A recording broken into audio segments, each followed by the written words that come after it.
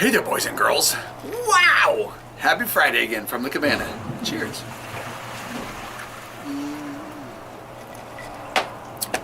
Ooh, the agave is really strong in this one. Nice. What tequila did I use?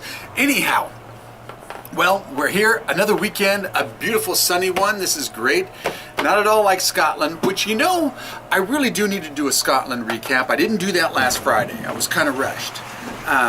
Because we had a great time going to Scotland. Obviously, the fetching missus was a bit hindered thanks to her GBS and getting sick at the start of it. But I swear to God, I had nothing to do with that. Just saying. So, you know, we were talking about it, and overall, the trip was great. Deb and Ellen, you two did a wonderful job. I'm going to put a little thing on my Facebook so that all of you people, if you ever go to Vermont, that way you can go to their pub, which I don't remember the name of it. Sorry, but I'm going to look it up and I'll put it on my Facebook, I promise. Anyhow, Deb and Ellen did a great job putting this trip together. It was a kick. We both enjoyed it very much. Now, the thing is, things can go awry. You know, so there's always a lesson, boys and girls. In life, there are always lessons. And we need to, you know, think about it and heed those. Lesson number one, you know, it doesn't hurt to look up where I'm going on this trip. Do they have a wheelchair?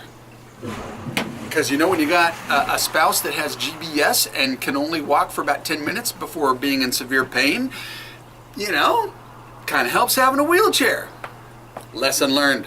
And you never know. If you go on a trip, sure, you might not have GBS, but someone might be really pissed. Or, more importantly, you might have looked left instead of right and get hit by a car.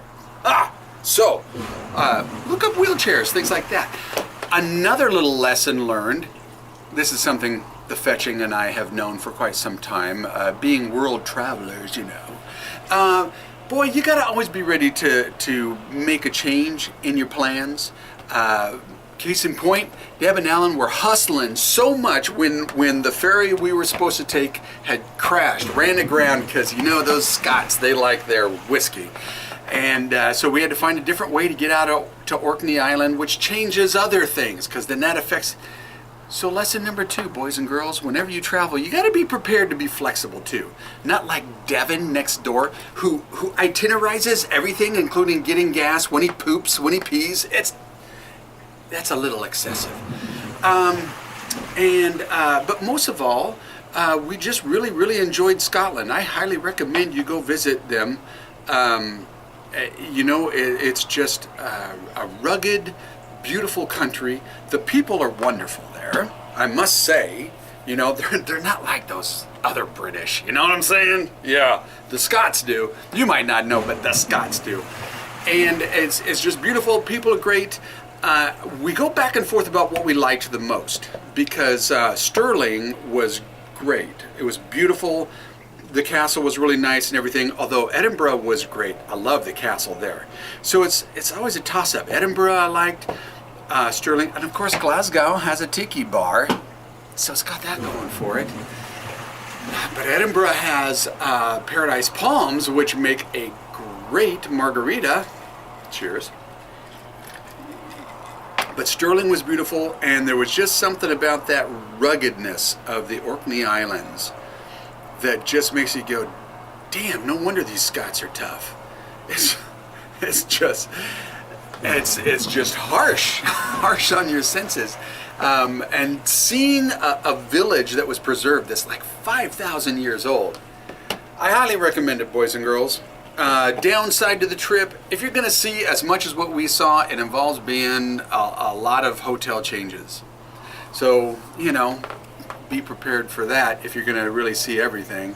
But overall, Deb and Alan, a toast to you, because you guys did a great job.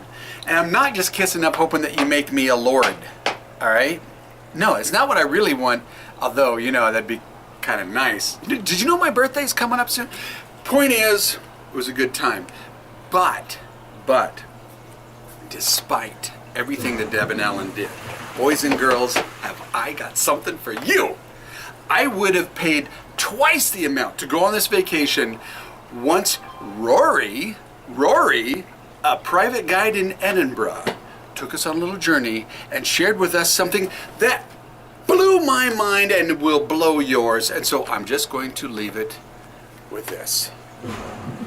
Oh, happy Friday. Cheers. Are we recording? Okay, boys and girls, here is Rory. Say hi. Hello, hello. Yeah, How's it see, going? he's a legit Edinburgh guide here, but also a wonderful guide. He's taken us on for a little tour, but I learned the best thing ever. Rory, please tell my two fans what you taught us today. Yeah? Yes. So, in Edinburgh, we used to have a really bad system of public sewage, essentially. It involved a bucket in the corner of the room filling up with sewage, and eventually when that bucket gets full up, you don't want to take it down all the flights of stairs, so you open the window, you chuck it out the window. Now, eventually they made it illegal to do this during the day, but it was still legal to do it at 10 o'clock at night. So at 10 o'clock at night, every single bucket in every single room in the town filled up with sewage. It's time to throw it out the window. They'd open that window, they'd throw it out. The problem is 10 o'clock at night is also when the pub's closed. And so the doors of the pubs are thrown open. The people who are stumbling out onto the street, they're not thinking about what's about to happen. The windows are thrown open, and all these drunk people out on the street, they look up and they get a face full of sewage. This is the origins of a phrase that we still use today to mean very drunk. Shitface!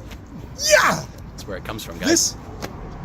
My entire Scotland adventure has just been thrown out.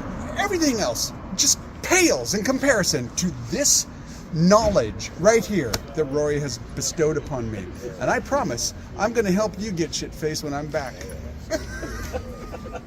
Thank you. Thank you very much.